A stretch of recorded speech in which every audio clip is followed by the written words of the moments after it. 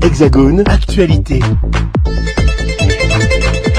Possible de ne pas dire un mot concernant les dégâts causés par la tempête tropicale Philippe en Guadeloupe. C'est vrai que vous êtes à Paris, vous avez suivi les événements et comment ça se passe? Quelles sont les nouvelles qu'on pourrait nous donner? Tout à fait. Dès l'installation de la vigilance orange, donc j'étais en lien avec les cellules de crise de la préfecture au niveau donc, du département. Et dès le lendemain, j'ai contacté les différents maires pour connaître quelle était la situation, mes services, également Route de Guadeloupe, plus 10. Je salue d'ailleurs le travail effectué par ces agents pour prendre en charge. On sait qu'il y a certaines routes comme au niveau de Vieux-Fort.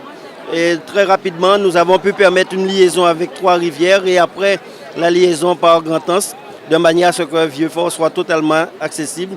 Dans les collèges, nous avons tenu à ce que l'ensemble des collèges soient ouverts dès aujourd'hui, à l'exception de 2 collèges où il y a eu quelques dégâts d'infiltration d'eau et d'inondation. Mais d'ici la semaine prochaine, tout sera remis en ordre. Et aussi, nous avons mis pour accompagner les communes une ingénierie, puisque pour Fiona, nous l'avons fait de manière à ce que les dossiers soient traités très rapidement et que nous puissions obtenir les financements, les subventions très rapidement. Donc c'est cette volonté au niveau du département.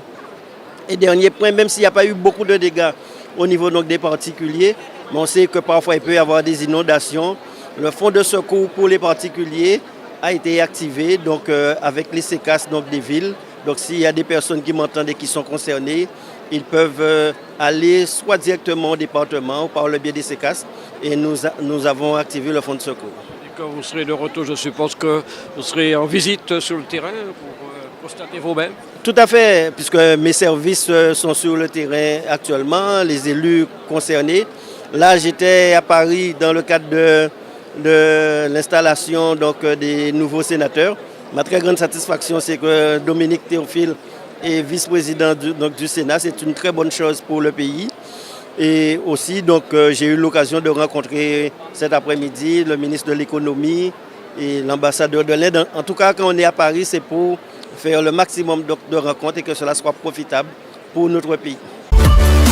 O-News Radio sur outremernews.fr.